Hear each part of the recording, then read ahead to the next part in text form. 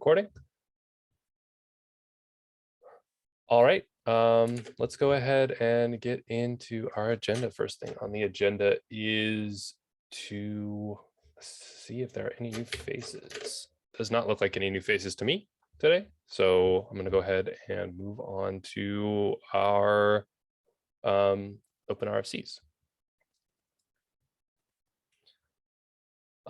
So starting from the bottom, skipping our first blocked one, we have RFC for source removal build pack. Last week, Emily, you mentioned that you wanted to have some discussion about the default behavior of this. I assume that your week got busy, so I haven't seen anything else from this. Yes, I'm sorry. I've No. not circled back to leave a more involved comment, which is what I should do.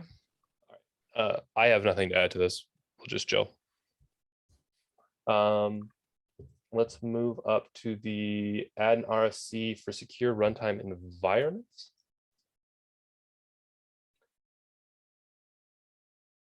This has added concrete implementation. I don't see any further comment on this. Can you re-request all of our reviews here? I feel like that's what needs to happen, right? Thanks. Yeah, for sure. I should probably also at some point take a look at this. I just haven't had the time. Does anyone have any commentary on this?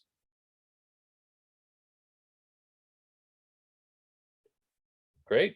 Next up, we have adds RFC for zero config web server builds. It's still blocked on me outlining a few of the scenarios. Fair enough. Should we maybe get a tag that's like blocked on work in progress or blocked on work needed or something like that? Might speed up some of our, maybe worth an idea that I'll bring up with a more formal proposal at a different meeting. I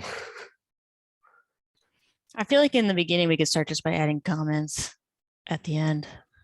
For sure. See if that gets us somewhere.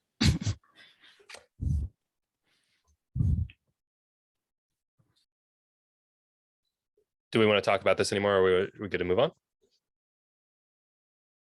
Great, flying through this. Propose an image retention policy. There was a lot of conversation about this last week. Hasn't been a lot of conversation on the PR, which is fine. I'm not trying to call it out or anything, but It's okay if you want to call us out.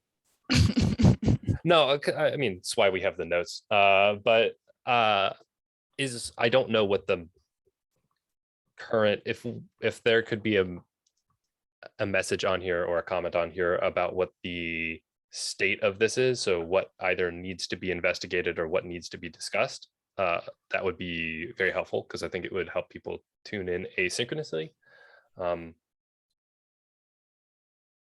think we need some more feedback on this one. There isn't like a burning like driver for like why we have to do this. I think it's more a proposition for kind of policy and having a clear direction on how we handle things versus like, oh my God, the world's burning and we need this to fix things.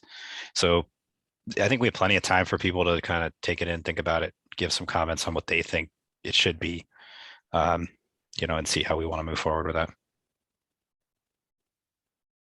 So I guess the ask at this point would be just read through and comment, or even if you are fine with it, give it a thumbs up or something. So we have some idea of what people are thinking.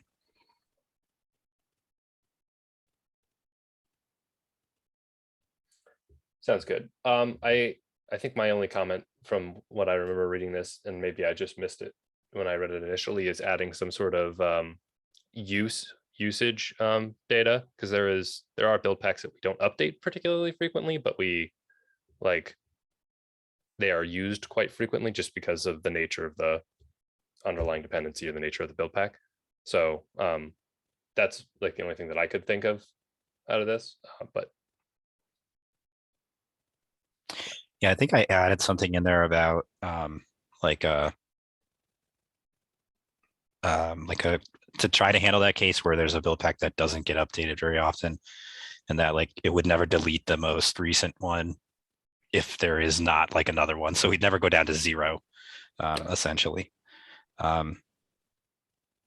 The other thing too is like the whole proposition is that we'll keep them at least that long. And so there is always the opportunity for us to decide, hey, we just want to keep this one longer for whatever reason. It doesn't lock us into deleting that, having to delete it or anything. that's fair. So just to be clear on this, the action that should be taken on this is people should reach out and make comments on it, talk about some issues, that sort of thing.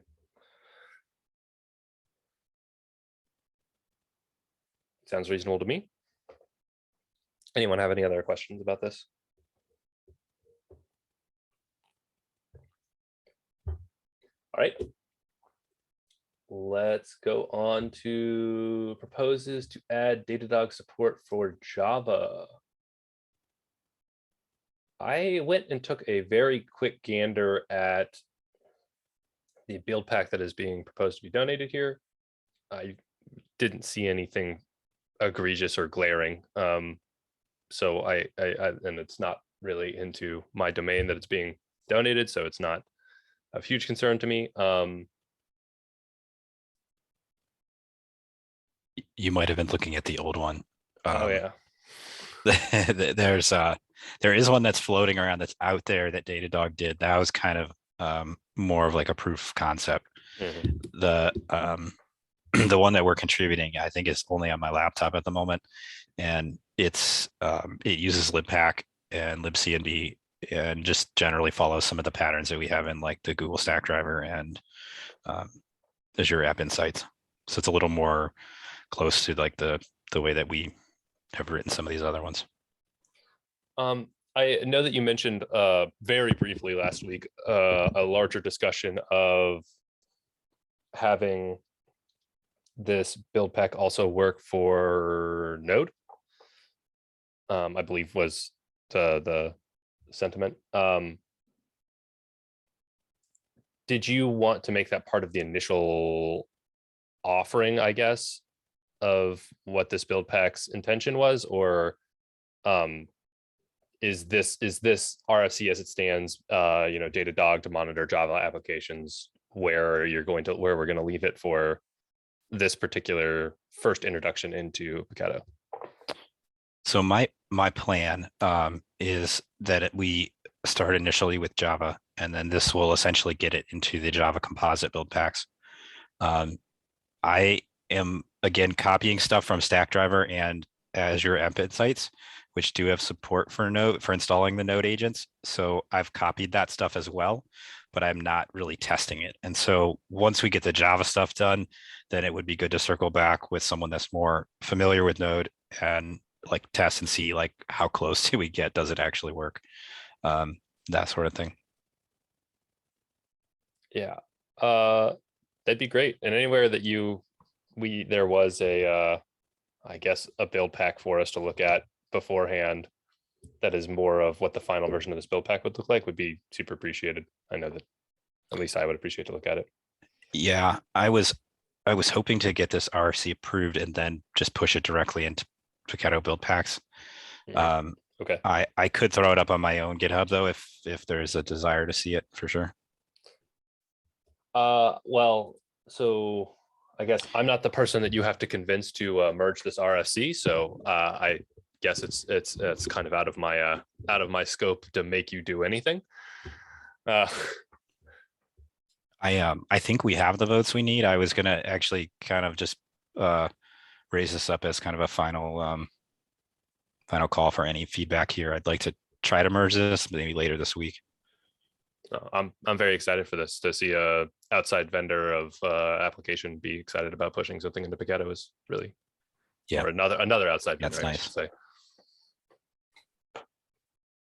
Cool. All right. Well, anyone that has last minute feedback, drop it in there. Otherwise, we'll plan to merge here soon. Sounds good to me.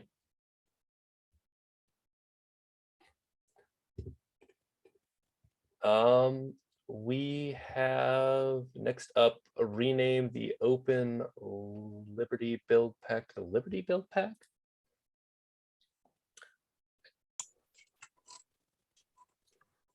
Looks like this has the votes. Yeah, this looks good to go, I guess. Maybe we just merge it this week. Gorgeous. Yeah, I can take that and merge it. Sounds great. And then finally, we have a brand new build pack, which is the Apache. I don't actually know how to say this. Is it Tommy? I've never heard it pronounced out loud. Oh, Tommy. Tommy. I think. Tommy, I don't know, whatever. So it is a proposal to introduce, I guess, a new build pack. I have not had time to read this one yet, but it looks like, Dan, you have. And would you be willing to give a quick TLDR, as it appears the initial author is not here at the moment? Yeah, so this follows closely on the work that we were doing with Liberty and enabling kind of a environment variable switcher so that you can pick different build packs, or I'm sorry, different application servers to run your application. And so this would just be proposing to add another one to that category. It is, from what I remember reading, it's generally a pretty straightforward RFC, but I think I had some comments about some of the integration and a couple open items, but I think it's in a pretty good state. So if anyone has thoughts on that, feel free to drop comments in there. Sounds great. Sounds exciting. I think the only thing, both on this one, as I was reading it, I was thinking there's also feedback for the Open Liberty one, is about what we want to do with this environment variable. So by default, we list all of these configuration environment variables in the build pack toml, and we've talked about making Tomcat the default, but it feels kind of awkward for one of these components. Like, is it going to say in its thing that it's defaulting to Tomcat, even when it's the Tomy build pack and it's not supposed to know about Tomcat? Like, maybe what we want to do is similar to, a pattern we've done already in the Java build pack, where if it's not set at all of these build packs opt in, but then they use the build plan to decide whether to contribute or not. So be like the first one that runs by default would contribute, and it would claim the plan entry, and the rest of the build packs would do nothing. And then the environment variable could be used to sort of force the build packs into opting out. So it's almost exactly what's proposed, but the default behavior when it's not set would be to opt in. And then it's only if it's set to something other than, my application server that I opt out. So like a tiny change there that would make it just work if you dropped it in a composite that didn't have Tomcat or some other default in there. Yeah, that was, I think, kind of what we were going for.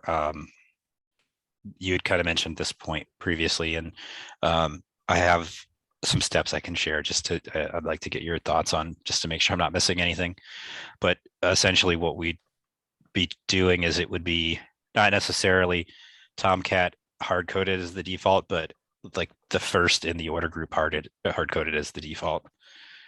And so like basically, like you're saying, using the build plan where like if there isn't a particular one set, then whatever one is first in the order group would be able to just claim that. And so that way, if you take it out and put it into a different builder or a different composite, it doesn't really care that Tomcat is or isn't there. It's just the order. So by default, that config, I guess, can be unset, right? And then you opt in if it's unset. Yeah. If it is set, you check, the build pack checks whether it's the right build pack, but if it's unset, you can opt in and then the order just takes care of it. Right.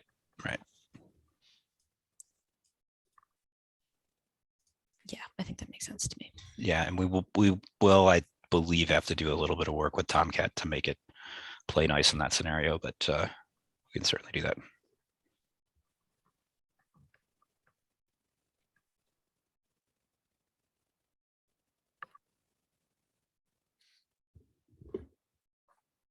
Awesome. Is there anything else anyone would like to talk about in terms of this particular OC?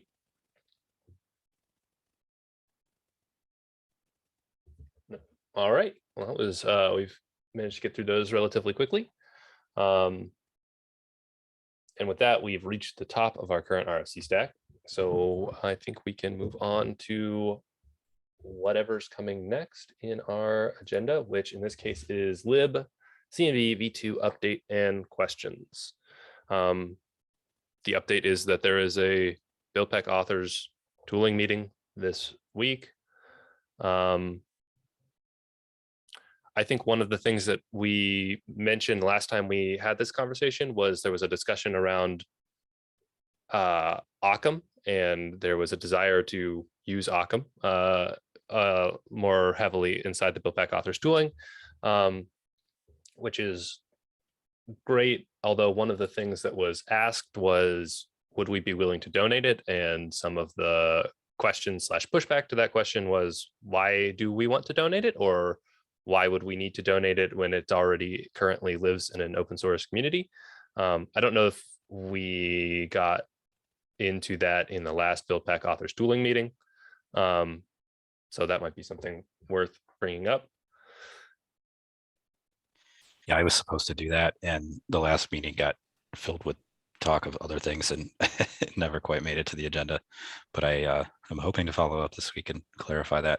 I feel like it may have just been a assumption of like, well, of course we want to push things upstream, which, you know, doesn't necessarily hold up. So hopefully we can discuss, and that'll be an easy one to figure out. I think I missed the first half of this discussion, but I do know that Sam, the maintainer on the CMB side, was talking about creating a testing project in CMB. I don't know if that was sort of in response to the idea of what we would do if Occam wasn't donated, or if he was imagining still at that point that it was being donated. Do you guys know, like, was he in the loop on this conversation? I think he kind of brought this up. The general idea was that Occam does a lot of the things that he would want to do, and why would he want to write another one? And so we were talking about some of the, I guess the way to move that forward in terms of using it in Buildpacks, and you know, and that point of conversation had come up about moving it to the Buildpacks project, but like Forrest mentioned, there was never really like a why behind that.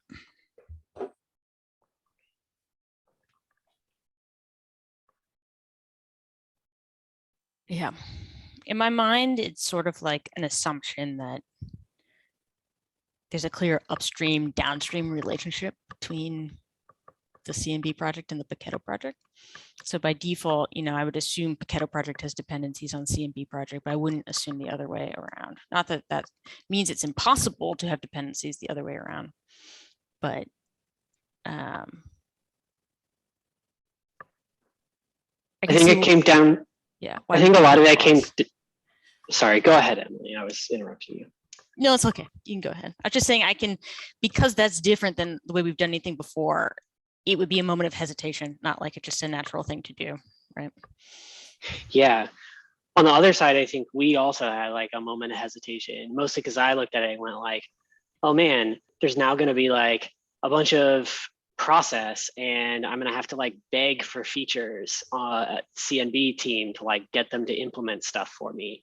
And like, I'm not going to be, you know, a maintainer on it to be able to like really guide the project. So like, giving over a thing that I have a huge amount of control and ability to direct for something I have basically no control over. And it just doesn't sound like a win for like the teams actively working on Paketo. I get that it would be a win for CNB, but like it does not sound like a win, like at least just not immediately on the surface for like the teams working on Paketo stuff. Sounds like for the Paketo team to feel comfortable doing that, we'd want more Paketo folks to be maintainers of the BAT team, right? Does that sound right? Yeah. I feel like it also might be the case where we need to really make sure that our interests are in a alignment. Mhm. As long as we're tending to do the same things and have the same direction with our needs from the tool, things seem like they should work out well. But if the upstream Buildpacks project has different direction for it, then I could see that being problematic. Some tensions there. It seems like the conversation will come back. So I just want to get like a sense from this group, like what is there a world in which we would donate it and what clearly lay out what the criteria are. It's like, I think it is really about like, I don't think it makes sense strategically or practically for us to just give over the repository and not have any say in its future direction. Like that isn't beneficial to Paketo. And there wasn't, at least in the part of the conversation that I heard, any implication that we would be involved in any of its kind of maintenance or direction after it was gifted to the CMB project. And so because of that, I just kind of was like, well, I don't understand what we're doing other than being like, benevolent to give over this thing and help another project. We just don't seem like, we don't seem to like get anything in the process. I don't mean for it to be transactional. I don't think it should be entirely, but like it does feel like we're losing something, to be quite honest. I think another aspect about it that feels so bad is how much we currently rely on the Occam project, and I have not seen, or the Occam package, and I haven't seen much use of Occam outside of Paketo. So it also seems a little weird that we would just kind of donate this package with the assumption that people might use this testing library. Yeah, it's a little weird. And then we lose control over like a central library that we're using in, hundreds of repositories right now. Feels a little dicey. I feel like the risk of not doing it is that the CMB project creates a competing version of it, right? And that is fragmentation, or Paketo ends up doing something that's different. And like maybe we're not super worried about that. I think just like I'm fine. Again, this comes back. Like I don't understand the like, we're gonna take your code and you're not allowed to participate conversation. Like we're totally open to donating this as long as we're like brought into the fold as equal partners in the situation of maintaining it. If that isn't happening, then like something's wrong there. that seems like something we should have more of a conversation about then, because I feel like, Yeah, to be fair, I don't think there was a desire to shut us out. I just don't think that had been brought up. If I remember in the conversation where this had come up, I had said something about that and it was kind of like not really discussed much. So I don't know that there's a desire to shut us out, but I just don't think that has been a topic of conversation, at least as much as it should be. So I definitely agree with you, Ryan. If it's moving over, we have to keep some control over it, or it's not worth it for us. I feel like if anything on the CMB side, there's a desire to get us more involved, whether Occam goes over or not, sort of in the happenings of that project. So I feel like we should talk about situations where it's not feeling like that, and then figure out like what we can ask from CMB to make it feel better. I think for me, I'm speaking very much from I feel when I often interact with doing something like a donation into CMB that I don't understand the working agreement that I have with them. It's not very clear what my donation affords, especially depending on of what size. Obviously, if I'm making contributions to existing things, I'd be a contributor, but a whole library I haven't necessarily seen in like the time that I've spent with the CMB community, seen somebody donate something like a whole library to the project. So I don't know what the procedure is, and that might be just ignorance on my part based on whatever they have, but I don't know what the working agreement is for that. Well, it hasn't been done before, right? But I think, we can describe what would make it I think that comfortable. that answers part of my question then. Is there the reason that I don't know what the working agreement is for something like that is because it hasn't been done before. Therefore, it needs to be something that feels like it needs to be hammered out. Yeah, at it feels some like, point. we have a couple contributors on the project. I would expect us to have maintainers shortly in the natural order of things, but if we felt like we couldn't donate until then, I think we should spell out what the difference is between the working model and the working model we want to see. It'd be like, we'd like to donate this, but because we're doubling this amount of tooling the BAT team is providing, we want to, add a maintainer as we donate it. I think that'd be a totally reasonable thing to ask for. I can't say that everyone would say yes, but I think it's a totally reasonable conversation to have. Or like, I mean, from a practical standpoint, there's not enough people on the BAT team to maintain a new edition like this. You need new people. Yeah. To help maintain it. I don't see how like Sam himself could be maintaining all of this stuff in the level that would satisfy our requirements either.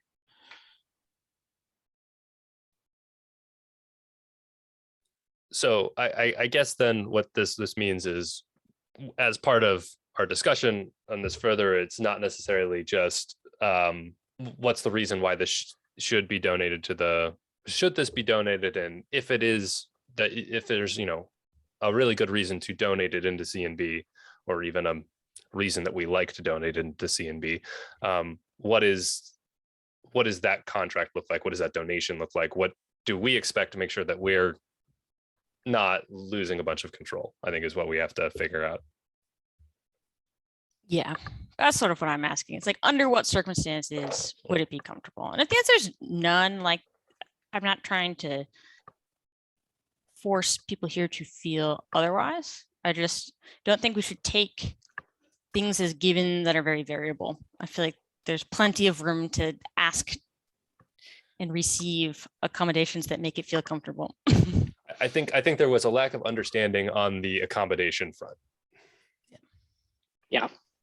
I mean, again, I'll repeat, I wasn't there for the initial conversation, but when it was brought up here, it was like, when do we plan on just giving our code to this other team? And like, that didn't feel like, I don't know, there was no conversation at all. It wasn't even discussed that we would be like participating in that beyond just like gifting the code. And like, I already today feel like kind of an outsider in some of the places where I think we should be really involved. And I have tried to engage, but I still continue to feel like an outsider and like not really able to participate fully in that space. And so like, I just don't want it to like repeat the cycle of what I think has already happened with like Packet and libcnb. I think like we're this whole conversation just feels very dangerously on the same kind of trajectory. And I would like to avoid that, but like, I don't really understand how we could avoid that if our participation isn't part of the conversation, and it doesn't feel like that is what's happening right now.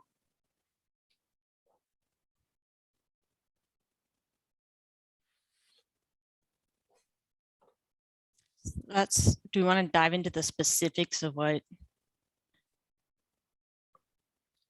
is making that feel bad here? Do we want to like take it so offline? Like I would call it that currently there's only the only status that I know of the Paketo team holding in the Buildpack authors tooling is that Dan and myself, I don't know, but I was just recently added as a contributor to the Buildpack authors tooling space, and Dan, so you are also listed as a contributor currently.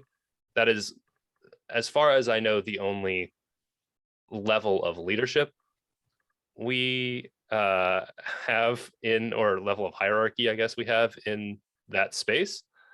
So that definitely makes it like a little bit harder for me to want to give a lot of control over certain like libraries when where I am on the toting or on the pecking order for that is there, but low. I guess that's where I would put it. And that was only a recent development as of a week ago or something like that. Yeah. And the other lever we have technically is that I'm a maintainer on that team, so can approve and merge things, but I rarely these days have time to be involved at the level of reviewing and merging PRs.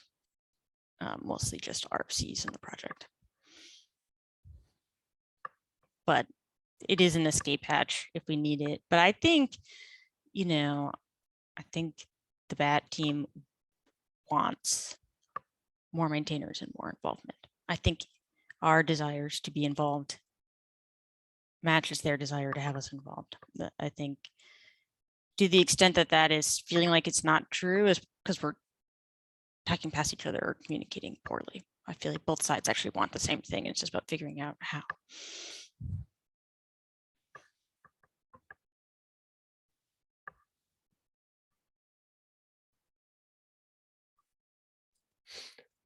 All right, I don't want to mire us in this too long because we can only have so much stuff happen while sitting in one meeting talking about something that we didn't expect to talk about. Maybe it can be an action on anyone who is planning on attending this next Buildpack authors tooling meeting to be ready to be there and have a discussion, about Occam, but more broadly about what it would look like to get more involved in the space. Yeah, does that sound like appropriate way to book in this? Yeah, for sure. I'll be there. My intent is to be there. Yeah, I should say that. My intent is always to be there. All right. The other thing from libcnb that may be of interest, there's a RFC for a profile build pack, which would become the first upstream build pack that's ever published. I think that's something that we should all take a look at and keep an eye on, just because it's kind of setting a precedent, I guess, so to speak, for the way those things are done. And so if you have thoughts or feedback on any of that stuff, it's a good time to take a look and provide that. I think my only question is the precedent of the types of build packs that are cloud native build pack wide as opposed to those that should be those that fall outside of that. So like what makes a top level build pack a top level build pack, or a top level utility build pack versus I shouldn't use the phrase top level, a cloud native build pack, default build pack, what makes that build pack, I guess? Why would I have that over another build pack, I guess?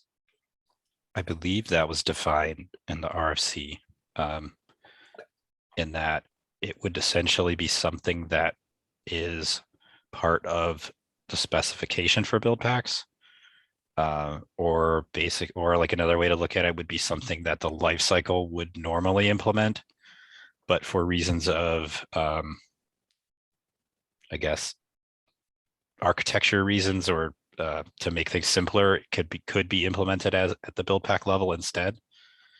And I believe that they specifically called out any build pack that provides dependencies as not being an acceptable candidate. So we could know that there would never be something that tries to install Node or Java or something like that. So it's a pretty targeted small scope from that RC. I don't know, Emily, did I hit that right? Okay. I feel like the gut check question, and this isn't like totally objective criteria, but the gut check question is it the kind of thing we would have put in the life cycle? Because I feel like the only reason the project is even having build packs is because there's desire for some cross-cutting functionality being added to the lifecycle APIs, but architecturally it just made a lot more sense to introduce it as a build pack. So if it's the kind of thing that would never be considered as a feature for the lifecycle, it's also not going to be considered as a feature for upstream build pack. Okay. Thank you. But unlike lifecycle features, it'll be easier for people to opt in or opt out of them. So I think we'll be happier with the flexibility we get out of that architecture.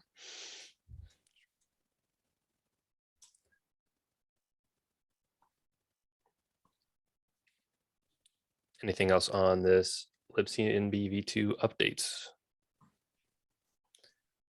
Awesome. Let's get into project updates then. I think that there's some long-standing ones that are like, you know, SBOM formats are coming to Go and Node. They're still coming to Node and Go. Ugh. Node and Go. It's just big feature, takes a lot of time.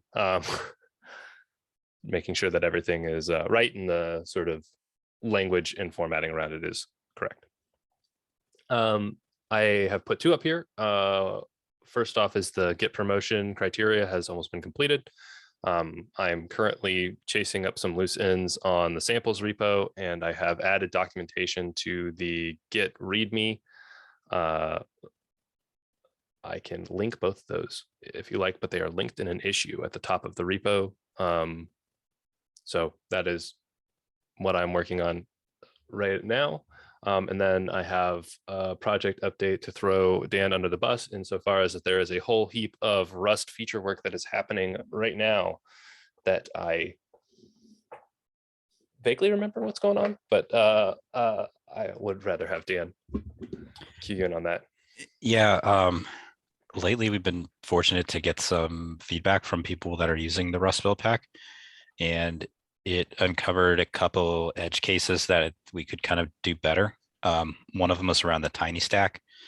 So when you compile a Rust application using the standard like tool chain that we install, it will produce a binary that is more or less statically compiled, with the exception of libc. So it will dynamically link against libc, and that requires this one tiny library that is not present in the tiny stack at runtime. So what previously would happen is your app would compile, build just fine, and then when you'd go to run your image, it would just fail with like some, you know, missing dynamic library error.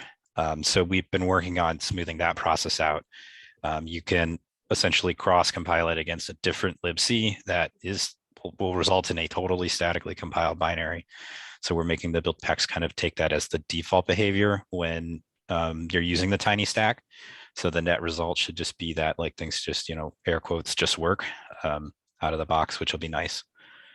And I think there were a couple other like polishing, you know, feedback kind of things that we got. I had almost muscle memory, just I've always added -init when I Docker run my containers to test them, so that signals work. And you know, that works if you're on Docker, but you know, it doesn't work for Kubernetes, and you know, it's still important there. So I added a PR that will use the tiny binary to essentially run your apps. That way it handles signals correctly. So that was another kind of just smoothing out that we added, so things just work better out of the box. A couple other outstanding issues that I haven't gotten to yet, but hopefully will at some point. And then, you know, I think we're kind of nearing a 1.0 release for things. The main blocker there is having a SBOM, like functional SBOM stuff throughout the build pack. So that's probably the largest chunk of the work that's left. Thank you very much. And then I know that we are a little bit low on time, but I wanted to pose a question to maybe open up a larger chunk of work or discussion. And it's around this concept of nightly / beta installer paradigms. So I've written Rust up and Go tip here, but I think that this is a much larger question in general. So I get asked not infrequently from various sources, hey, what would y'all be willing to support the latest, you know, beta RC release of .NET. I get this a lot for .NET asking for RC releases to be supported. Just recently I had someone in Go asking for the latest Go beta because 1.18 is coming out soon. And therefore they would like to try and things out because there's some introduction of things like generics and some big workflow changes as well. And I oftentimes basically just respond with, it's our current policy and it will most likely never change that we will almost never support an RC or a beta in the official like Go dist, Rust, Rust dist, PHP dist sort of build packs where we have them compiled and built, and there's some level of sort of stability around those because they're the official releases of the language. I don't know if that's everyone's stance, but that's kind of like on the build packs I maintain. That's kind of what I respond with. But I recently ran into so obviously there is a Rust up build pack, which is Dan, you introduced, which allows people to, which is an official tool by Rust that allows them to install Nightly's branches, whatever you would like, effectively. That's an interesting idea, and I like it quite a bit. And it's nice to be able to play around with it in the space that we have it in currently, which is not an officially supported build pack, but something that people can use. I was wondering about expanding this to other tools that allow you to get sort of Nightly's and branches. So the tool that was referenced to me in this Go issue that I saw was Go Tip, which is a tool written in Go that you install using Go that allows you to install, like it compiles from the latest branch, the latest Go, and allows people to use it. And I think that these tools are very interesting because build packs can be sort of written around them and then used to manipulate them, and then they're experimental. But I was wondering how we felt about continuing to support tools like this that allow you to use Nightly's and later and builds that are not sort of officially released, and then maybe even going further, how we would feel about having build packs that would allow you to sort of install distributions or like install whatever is latest on .NET's web page and sort of using what knowledge we have and sort of allowing people to have that, but making it separate from the sort of canonical build pack path that we have, this sort of canonical build. And I just wanted to sort of get people's feelings on the idea, and then maybe I could come up with something broader, like a theory of how this could be done, or how we would want to tell people our project did this. All right, that's my piece. It's a good question, right? Like my general gut feeling is we should be more flexible for people and allow them to install the versions of things that they want, but understand that we have like two types of users, users that are asking for and want this flexibility so they can try things out early, but also users who come to build packs versus Docker files because they want, some of the strong security story that build packs provides. And I think when we're explicitly releasing build packs to work with certain dependencies and we're putting the digest in the build pack toml, then you're sort of, or allowing it to be packaged offline for certain types of dependencies, then you're less open to supply chain attacks. It's like someone can't it's not going to randomly pick up something vulnerable because it exists. Yeah, so I think for me, the security story that is offered by build packs is one of our strongest story because sort of everything's auditable and accountable when it comes from us. And I would like to keep that the default story for build packs, which is why I'm sort of saying, like, what if we have these, experimental flags, or these, you have to go out of your way to build with these build packs, but you can if you really want to, sort of feelings. I I don't know that I 100% believe that using a tool like that would negate the security benefits of Buildpacks. Mm.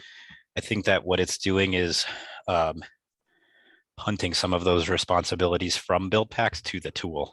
And so if Buildpacks can handle securely installing that tool and the user trusts that tool to do what it does, presumably through some sort of, signature validation or whatever, then that seems like a viable, secure option to me. I don't think that we should call that insecure. It just is kind of a thing where we have to get the environment to a situation where that tool is installed securely, and then it's up to the user on whether they trust it. The largest downside in my mind is that you lose, with tools like RustUp, you lose the ability to do that in an air-gapped environment or something like that, because there's just there isn't really a way to package that stuff up like we would want. Those tools tend to have a way to work around that, but it's kind of different and not necessarily feasible to do with the build pack, because usually their way to work around it is to have like a self-hosted on-premise repo or version of that mirror, so to speak. So you can't really package a mirror in a build pack. But that's kind of how they would get around that. So I You do can think, document how to interact with a mirror, Right. right? And like maybe that's good enough for people Right. in many situations, because that's what they're used to doing anyways. I do think as well, there's another part of the story, which is when you pick up a build pack, like by default, we've tested everything. We've tested the version of the dependency that you are going to install to ensure that, yes, it does work in the many scenarios we're kind of expecting it to sort of install in, right? Or at least that's part of the hope, right? Like, given a dependency entering in, we're doing some level of verification that our build pack actually does the right thing when it comes to installing it. And we lose some of that guarantee with these kind of tools, because the way that as part of an update that Rust is trying out, they could theoretically change the way that they're packaging their dependency, and that might affect something in how the tool works inside the container when it's used a running build, and it might blow up. And it would just blow up overnight with very little intervention from us, because that kind of trigger isn't still there of us adding new dependencies of versions. Yeah, I think that we would have to make clear that by supporting these types of things, the same expectations that you get from using a nightly would apply to using a nightly through a build pack. Generally, you're not using nightlies in production or having those same, strong guarantees about things working without breakage. So I think we would, asterisk, any support we have, with that same caveat of like, hey, you're using a nightly, we can't, perfectly guarantee this to work. And I feel like that seems reasonable. Like, as someone that might potentially consume something like that, that's a reasonable trade-off. So I know from the Rust side that like the reason we did this is because there's a fairly strong, like, I don't want to say need, but tendency to occasionally need nightlies. There are certain projects that require them, and then to use that project, you have to use it. So it would have been a blocker for us in terms of like the adoption of people using the build packs. And so that was like the trade-off that in my mind was worth making, like, let's provide this just so that we can open it up to a wider use case. So I guess what it's sounding like is there's not a lot of pushback to the idea of this. Maybe having a set of, like, not like a contract, but like a paradigm that says, if we're going to do this, maybe we do it through another build pack to make sure that it is clear to users that they are not using X, but they're using Y. They've had to, go in and change their configuration in some way. And, these don't have the guarantee, like these don't, you should expect these to have the same guarantee that like a nightly would, insofar as they may go red. They are almost definitely not production stable. So use them at that risk, and then be able to, I guess maybe in some ways, find a way to tag these build packs, so that add a BP experimental true, and then also these build packs need to be in the order, and they need to be part of your configuration or something like that to work. I that's just off the top of my head, but some control mechanism to basically make it so the user is very conscious of what they're doing is potentially not production stable.